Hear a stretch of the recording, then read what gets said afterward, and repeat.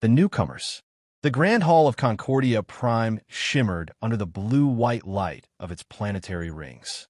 For over 5 millennia, the hall had welcomed new species into the Galactic Concord, a federation spanning 1,000 stars and 100 peaceful civilizations. Today, for the first time in nearly 2 centuries, a new species stood before them. Humans. They called themselves ambassadors, though most of the Concord delegates silently agreed. They looked more like predators than diplomats. A quartet of humans stood confidently before the circular dais, dressed in sharp, dark uniforms that shimmered with threads of adaptive weave. Their leader, a woman named Director Amina Reyes, bowed her head respectfully before addressing the assembly in perfect Concord Common. On behalf of Earth and the people of humanity, we thank you for this invitation. We come in peace and with open hands. Her words were well-crafted, her tone even. Yet something in her posture, the way she scanned the room like she was reading a battlefield, put Kalen on edge. Kalen, Zaltari's xenohistorian and linguistic analyst, shifted in his seat, the frills along his neck pulsing with unease. He'd spent decades studying new species and had seen many first contacts, timid traders from mist worlds, philosophers who had transcended violence, even one aquatic species that sang its language through subsonic vibrations. But never had he seen a species like this. In his hands, Kalen clutched a data slate containing the compiled cultural dossier on humanity. Preliminary entries had been unsettling. Director Reyes asked Counselor Vashon of Yalari, "Your species has advanced remarkably quickly.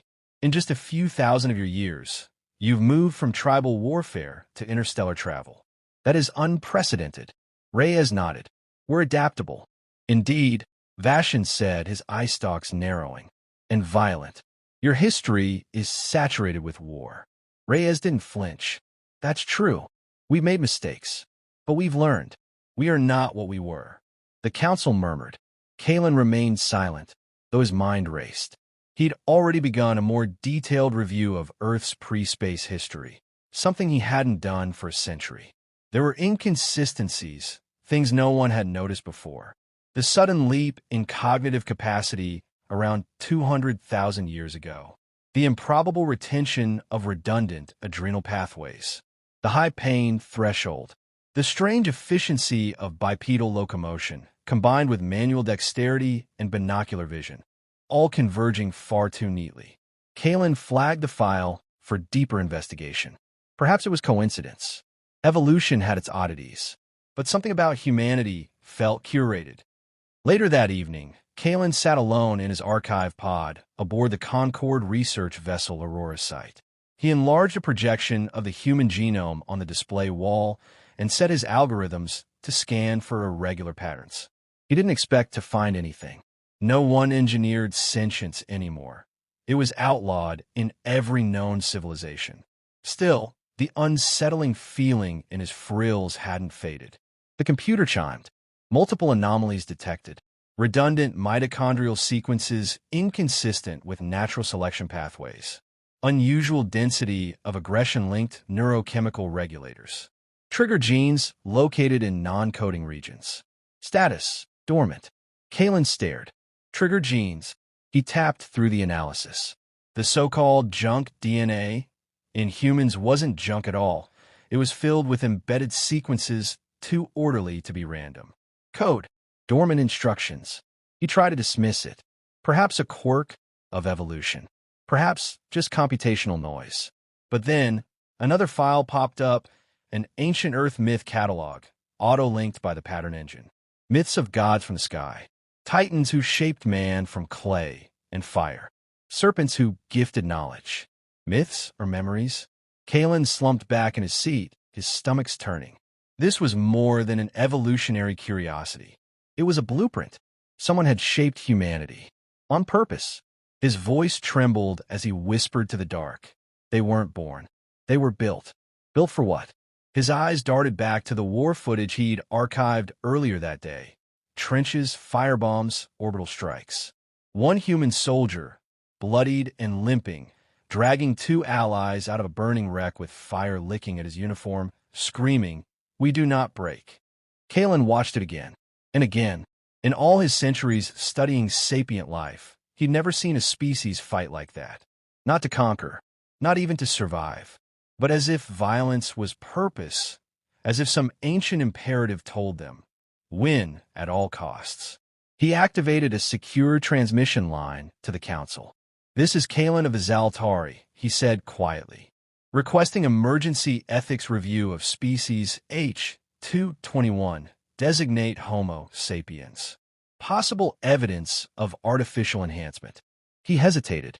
No, possible. Probable. The hidden blueprint.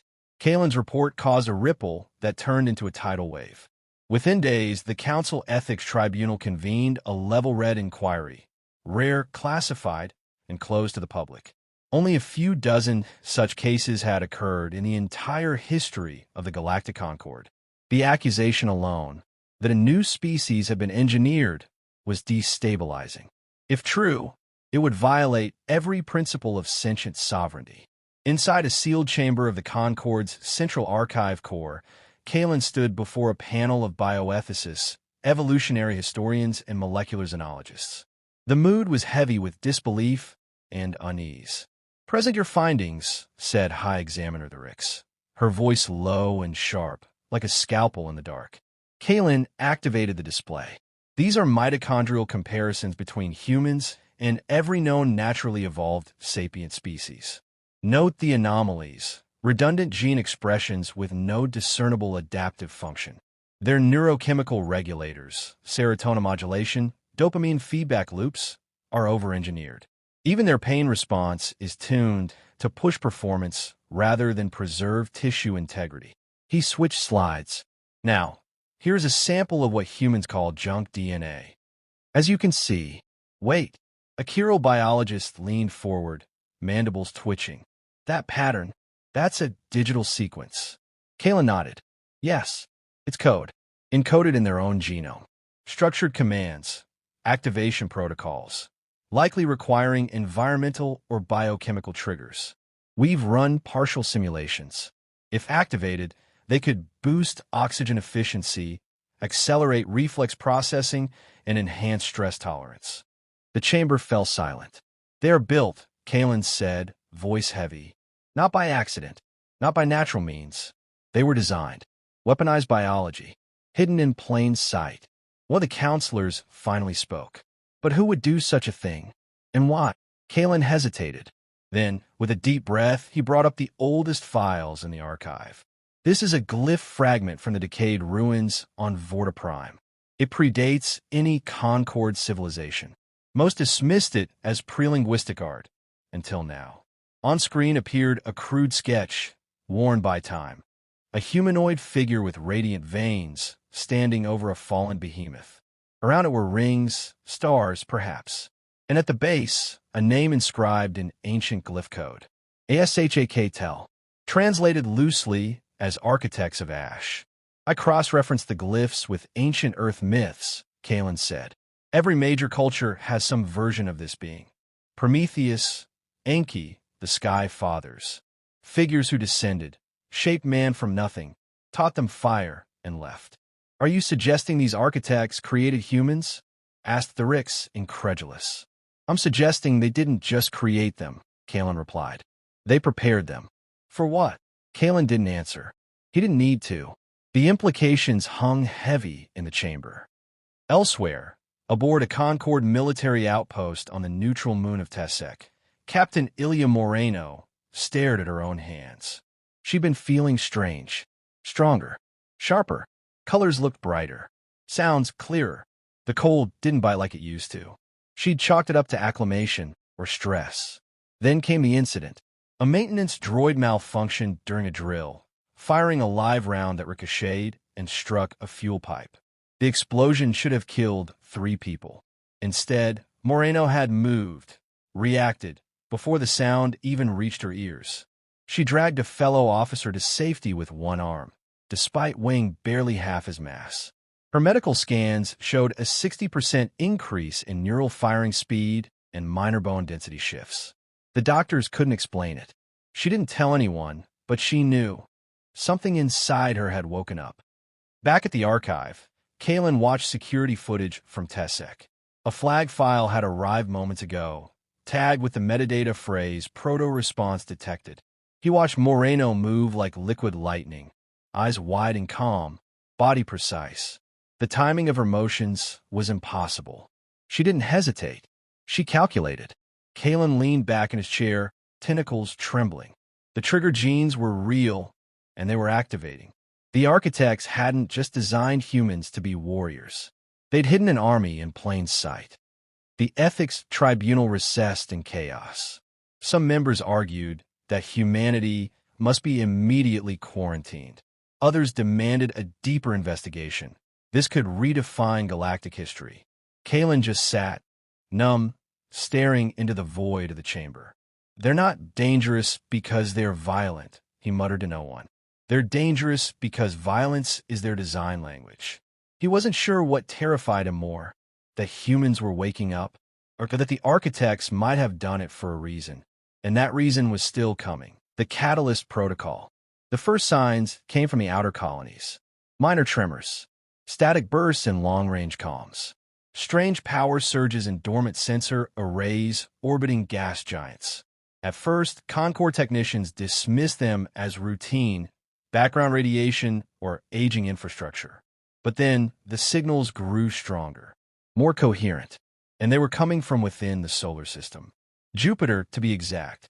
In a high-orbit surveillance station above Jupiter's storm-choked atmosphere, an automated probe pinged an anomaly deep within the planet's magnetosphere. An object, metallic, ancient, and shielded beneath the swirling clouds. Buried for untold millennia. It had no Concord signature, no known propulsion, no traceable origin. But it had awakened. In the Concord Central Assembly, panic began to take shape. Kalen stood in the central chamber, flanked by 2 data analysts from the Department of First Contact Monitoring. The holographic display above them showed the object in motion, rising very slowly from the depths of Jupiter's atmosphere. Its shape was alien even to the aliens, an impossible geometry, like a living prism wrapped in a Mobius loop of obsidian metal. "It's transmitting," said the lead analyst, voice shaky. "A signal in low-frequency neutrino bursts." "To who?" asked Councilor Vashon. Kalen answered without turning. "To humanity." A stunned silence fell. "It's activating what we now believe was a long-dormant protocol encoded into their genome," Kalen continued. "A remote trigger. Buried. Hidden. Until now." Earth's moon base, Luna Command, became ground zero for the first large-scale trigger event. Lieutenant Commander Raj Anand was reviewing fleet readiness reports when he collapsed, screaming, his pulse spiking to triple normal, muscles convulsing. But instead of dying, he rose 20 seconds later with pupils dilated, eyes glowing faintly blue in low light. His brain scans showed a 25% increase in neural density. He completed 5 hours of high-stress tactical simulation in 22 minutes, then walked to the operations center and rerouted 3 defense satellites for better orbital coverage. When asked how he knew to do that, he simply replied, "I remembered things I never learned." Similar incidents followed across Mars, Europa, and the Terran orbital academies. Veterans, soldiers, even a few civilians, all showed sudden bursts of physical and cognitive enhancement. Some spoke languages they'd never studied. Some began sketching complex battle diagrams from ancient wars that had never happened. It was as if the species itself had memory. Not personal memory, but design knowledge, bleeding through from a locked vault that had just been opened. Kalen pored over old pre-FTL Earth broadcasts. There was a pattern now: war games, strategic thinking, martial traditions that had long puzzled Concord historians. Earth had kept building armies, inventing conflict simulators, and running war scenarios long after achieving internal peace. It was subconscious, instinctual. The signal from Jupiter had merely flipped the switch. Kalen filed a term into the record. Catalyst Protocol, a latent genomic command designed by an external civilization to activate dormant enhancements in a target species, triggered by specific environmental or encoded signals. The implications were staggering. Meanwhile, Not everyone in the Concord wanted to wait for a full investigation. The Ashel Directive, a militant offshoot of the normally pacifist Exilian Consensus, proposed Containment Protocol Alpha, permanent quarantine of humanity, the disabling of all FTL ships and orbital suppression systems around Earth. They are a threat, their representative hissed in the chamber. If they are weapons, then we treat them like weapons. You do not debate with bombs, you disarm them. But others disagreed. Councillor Mareth of the Ovenari Confederacy stood firm. They have not attacked us. They have not turned their enhancements against us. They save lives on Tessek, on Luna. If they are a weapon, then they are a restrained one. Until they aren't, someone whispered. The council fractured. Paranoia spread. Rumors of secret human enclaves, training in isolation began to circulate. And still, the signal from Jupiter pulsed, steady, rhythmic, almost like a countdown. In Earth orbit, Admiral Amina Reyes sat aboard the EHA's Resolute, watching a 3D simulation of the object still hovering over Jupiter's upper atmosphere. It's not ours, her science officer said, but it knows us. Reyes didn't respond. She'd been having dreams, memories that didn't belong to her, flashbacks to battles in black skies, to creatures made of void and fire. She felt the fear, the rage, the resolve, and a voice, faint, yet undeniable. You were made for this. The next day, Kalen received a private transmission from a deep-vaulted AI archive buried in the oldest layers of Concordia Prime. The message was only 4 words, sent in a dead language. The silence is returning. Kalen's heart stopped. He now understood. The architects hadn't created a species for conquest. They had created a weapon to survive the end of everything. The return of silence. Jupiter went dark. Not the planet itself, but the monitoring stations orbiting it, snuffed out, one by one, like candles in a cold wind. No explosions. No distress calls. Just silence. The object had risen fully from the atmosphere now, revealing its full form. A vast, obsidian construct shaped like a jagged crescent, orbiting with unnatural precision. Its surface shimmered with fractal geometries that bent light the wrong way. It was not a ship. It was a beacon, and it had finished warming up. Admiral Amina Reyes stood on the command bridge of the EHA's Resolute, her hands clenched behind her back. On the display before her, a live feed showed the last moments of the Concord observation post-Argo 7. A whisper of static. Then nothing. They're not jamming us, said Lieutenant Kai. They're removing us. Reyes didn't blink. Evacuate all Earth-adjacent orbitals. Mobilize First Strike Fleet. And signal Mars. Red condition. War footing. Against who, Admiral? Asked Kai. Reyes looked at the blank screen. I don't think they've told us their name yet. On Concordia Prime, Kalen stood in the central data chamber of the Grand Archive, surrounded by ancient artifacts, glyphs, fragments, and digital echoes of a forgotten war. The message he'd received still echoed in his mind. The silence is returning. Silence. Not a metaphor. A name. He found a reference buried in a quarantined section of the archive, locked under Treaty Code 9. It had been purged from public knowledge millennia ago. Only a handful of xenohistorians had ever read the original reports, and most of them were dead. The silence had no ships, no diplomats, no declarations of war. It consumed stars, civilizations, thought itself. It unmade things. And now, the beacon was calling them back. He uploaded the warning to the council. The signal is a homing pulse. The object is a relay. The silence is real, and it is coming. Then he added a final line, not as a scientist, but as a living being facing extinction. And humans were built to fight it. On Luna, Commander Raj Anand stared into the void of space. His enhancements had stabilized, muscle density up 40%, memory capacity quadrupled. He no longer dreamed of childhood or Earth. He dreamed of tactics, of formations, of something buried deep in human DNA that had never been awakened. Until now. He was not afraid. He was ready. In a Concord military command, debates ended. There was no more room for caution. No time for fear. The council declared an emergency alignment protocol.